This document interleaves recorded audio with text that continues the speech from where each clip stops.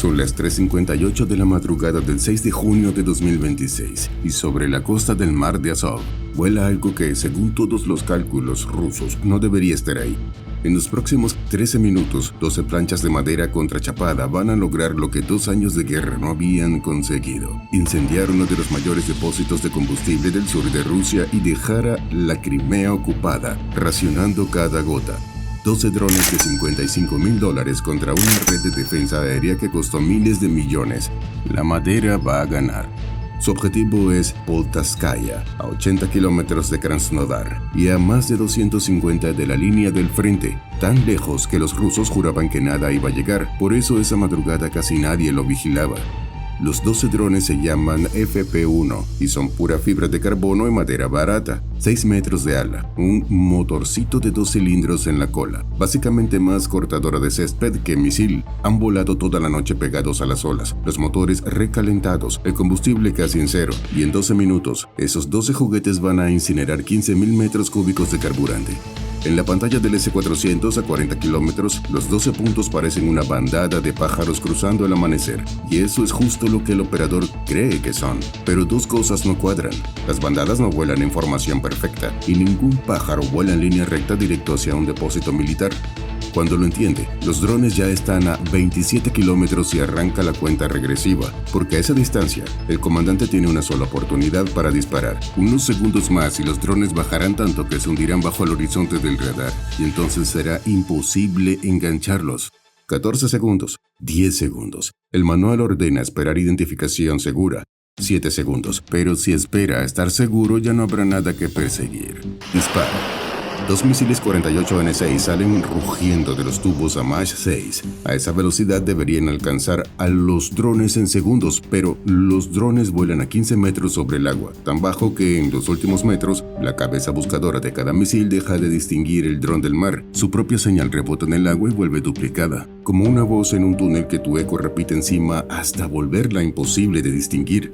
El misil pierde el blanco, lo recupera, lo pierde. Sin una marca limpia que perseguir, los dos interceptores vuelan a ciegas y estallan a 80 metros sobre el agua vacía.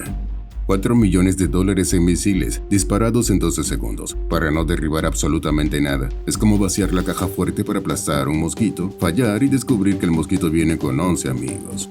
Y hay algo más en esa pantalla que tampoco encaja: un único punto lento y casi quieto, suspendido a 10 kilómetros de altura desde horas antes. El operador lo ve, sabe incluso lo que podría ser, pero tiene 12 drones lanzados contra el mayor depósito de la región y solo 2 manos, y decide que puede esperar. Pero ignorarlo fue su segundo error de la noche. Para entender por qué, hay que rebobinar unas horas y bajar hasta un campo en Ucrania, donde toda esta operación empezó con el objeto más simple del mundo: un globo. Horas antes, a cientos de kilómetros de Krasnodar, 4 personas trabajan en un campo ucraniano. No hay rampa de lanzamientos ni camiones de misiles, solo una bombona de helio, una tela y unas manos rápidas. En 15 minutos, menos de lo que tarda en hervir una olla de agua, inflan un globo de polietileno tan fino que casi no pesa, le cuelgan una pequeña caja debajo y lo sueltan al cielo. $200 de equipo desapareciendo hacia el cielo. Esa caja es un amplificador de señal, un aparato cuyo único trabajo es agarrar una orden de radio débil y relanzarla más lejos y más fuerte.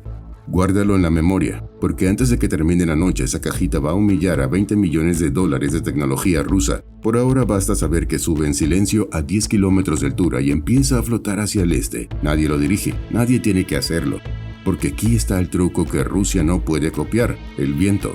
En estas latitudes las corrientes de aire soplan de oeste a este de forma casi permanente, de Ucrania hacia Rusia. Para Ucrania, la atmósfera entera funciona como una cinta transportadora de un solo sentido. Pones el paquete encima y la física lo entrega gratis, en silencio, sin gastar una gota de combustible. Mientras Rusia gasta fortunas en misiles hipersónicos, Ucrania descubre que el cartero más letal del frente trabaja gratis y solo pide buen clima. Y aunque los rusos han intentado copiar la jugada, pronto descubrieron que el viento no acepta órdenes del Kremlin. El mismo aire que empuja los globos ucranianos hacia Rusia, empuja los globos rusos, también hacia Rusia. Sueltan uno hacia Ucrania y horas después reaparece sobre sus propias ciudades. La geografía simplemente no está de su lado, y eso, amigo mío, es la guerra simétrica. Pero esto no es un caso nuevo. Desde finales de 2025, Ucrania ha soltado más de 1000 de ellos sobre Rusia. Cargan de todo: cámaras, señuelos que fingen ser aviones enormes en el radar, a veces bombas, a veces amplificadores como este. En los canales rusos de Telegram, las palabras aviso de aerostato empiezan a aparecer cientos de veces al mes. De hecho, hubo una madrugada de septiembre en que miles de estos globos aparecieron flotando sobre Moscú y las defensas de la capital se volvieron locas, incapaces de saber cuál de todos aquellos puntos era una bomba y cuál era un simple globo. Esa es la verdadera ventaja. Un globo de $200 obliga a un comandante ruso a elegir entre disparar un interceptor de varios millones o no disparar y rezar para que sea solo un globo. Cualquiera de las dos respuestas es una victoria ucraniana. Es como obligar a alguien a pagar $1000 cada vez que suena el timbre de su casa. Abra o no abra, pierde igual. Y como te imaginarás, esta táctica también tiene bastantes problemas. El viento es libre, pero también es impredecible. Un globo puede desviarse decenas de kilómetros de su rumbo. Por eso Ucrania no lo deja todo a la suerte. Modelos de inteligencia artificial calculan las velocidades y trayectorias del aire con horas de antelación y eligen el momento y el punto exacto del lanzamiento. No es perfecto, pero como dijo uno de los operadores, siempre es mejor tener un aerostato en el aire que no tenerlo. Y mientras esa cajita flota en silencio sobre el sur de Rusia, los 12 drones siguen acortando la distancia hacia Polstavkaya, minuto a minuto. El globo lleva horas en su puesto, 10 kilómetros por encima de todos, esperando. Su trabajo de esta noche aún no empieza, pero cuando empiece, los rusos van a descubrir que la pieza más letal de todo el ataque no era ninguno de los drones. Era el punto lento que decidieron ignorar. Los 12 drones cruzan la costa rusa pegados al suelo, y aquí es en teoría donde el ataque debería morir. El sur de Rusia está cubierto por una de las redes de radar más densas del planeta, así que la verdadera pregunta no es cómo siguen vivos los drones, es porque nadie los vio venir mucho antes de llegar. La respuesta es que, semanas atrás, Ucrania ya le había arrancado los ojos a esa red, uno por uno. No ocurrió esta noche.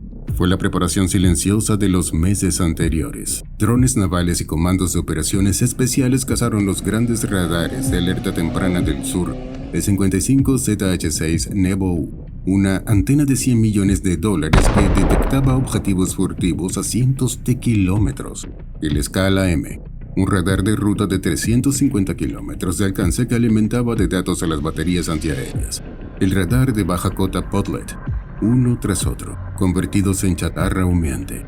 Esos radares gigantes eran la alarma de incendios de la casa. No apagan el fuego, pero avisan a tiempo para reaccionar. El S-400 es el extintor, letal pero ciego más allá de su propio alcance. Sin alarma, el extintor solo descubre el incendio cuando ya le lame los pies. Pero queda un último anillo alrededor del Poltavskaya, y ese sí tiene dientes, los Pantsir S-1 y los Tor M-2. En la cabina de uno de los Tor M-2, sus radares de alerta han estado mudos durante semanas, pero a las 4:04 de la madrugada, 12 manchas florecen de golpe en el borde de la pantalla del operador, a 15 kilómetros, volando bajas y rectas hacia el depósito. Por primera vez en semanas, tiene un blanco y dispara. El misil 9M338 sale del tubo en vertical y se inclina hacia el objetivo 850 metros por segundo. A esa velocidad devora los 15 kilómetros que lo separan del dron en menos de 20 segundos, y un FP-1 que vuela recto a 55 metros por segundo no tiene a dónde esconderse en 20 segundos. 3 segundos para el impacto. 2, 1. El dron de cabeza explota. El operador ni respira y vuelve a disparar. Y otra vez. 3 drones que volaban demasiado confiados, demasiado en línea, caen del cielo en menos de un minuto. 12 se vuelven 9. 3 drones de $55,000 derribados con misiles que cuestan el triple. En cualquier otra guerra a eso se le llama ganar. Aquí se llama perder lento. Los 9 que quedan aprenden la lección de sus muertos y dejan de volar recto. Empiezan a ondular, a cabecear, a romper su propia línea cada pocos segundos. Eso enloquece a los misiles guiados, pero los empuja hacia el alcance del Pantsir S-1. Y el Pantsir S-1, para esto, no usa misiles. Usa sus cañones gemelos de 30 milímetros, que vomitan 5.000 proyectiles por minuto. A esa cadencia, llenan de plomo un cubo entero de aire antes de que termines de escuchar esta frase. 2 FP-1 se meten en ese muro de plomo. No salen. 9 se vuelven 7. Pero 7 cruzan, y al cruzar hacen lo único que ninguna batería tenía previsto. Bajan tanto, y se acercan tanto que se meten por debajo del alcance mínimo de los misiles, demasiado pegados al suelo para que las ojivas siquiera alcancen a armarse. Los Panzer y los Tor, diseñados para derribar aviones a kilómetros de distancia, de pronto tienen a los drones tan encima que no pueden dispararles, sin destruirse los unos a los otros. Los 7 supervivientes ya ven el depósito y entonces, justo cuando creen que han atravesado lo peor, todo el espectro electromagnético se les viene encima de golpe. A las 4:06 de la madrugada, sin que se dispare un solo tiro, los 7 drones se quedan ciegos. A 80 kilómetros del depósito, un camión de 4 ejes despliega una antena del tamaño de una casa, un Krashuka 4, $20 millones de guerra electrónica, y empieza a ahogar el cielo en ruido. No derriba nada y eso es lo peligroso. En vez de matar a los drones, mata la conexión entre ellos y los hombres que los guían desde Ucrania. En las pantallas el video nítido se disuelve en nieve gris, porque el Krashuka barre las bandas de los satélites X, KU y KA con un muro de interferencia de 300 kilómetros de radio. Cualquier dron occidental normal, aquí, empezaría a dar vueltas hasta caer. Pero el FP-1 no es normal. Lleva por dentro giroscopios y acelerómetros que registran cada giro desde el despegue, igual que tú. Cuando tienes los ojos cerrados, todavía puedes tocarte la punta de la nariz sin fallar. Por eso, cuando los rusos bloquean el GPS y el GLONASS con sus inhibidores, el dron ni se inmuta. Puedes apagar todos los satélites del cielo, pero no hay forma de interferir el sentido del equilibrio. Hay, eso sí, un cordón que el FP-1 todavía necesita y que el Krashuka sí puede cortar, el enlace de radio con el operador, ese ojo humano que confirma el blanco correcto en el último segundo. A más de 250 kilómetros, ese enlace debería estar muerto, porque 10 kilómetros por encima de la pelea, ese globo sigue flotando y ahora le toca trabajar. El Krashuka es una linterna potentísima, pero como toda linterna, solo alumbra hacia donde la apuntan y deja a oscuras todo el espacio por encima de su haz. Justo en ese hueco flota el repetidor. Agarra la orden que el Krashuka daba por muerta y la relanza por encima del horizonte y por encima del ruido. 20 millones contra 200 y ganó el de 200. El enlace revive y los 7 drones, otra vez con ojos y con guía, ven por fin lo que tienen delante. Los 28 tanques de Poltavskaya, blancos y enormes. Faltan 90 segundos. El operador del dron de cabeza no apunta a cualquier tanque, deja que la cámara térmica le lea la temperatura de cada tanque y escoge el más caliente, porque un tanque recién llenado está cargado de vapor y el vapor es lo que de verdad explota. Es la diferencia entre acercar una cerilla a un charco de gasolina y acercarla a los gases invisibles que flotan encima. Después de un cálculo rápido, elige el tanque 7. El dron baja la nariz.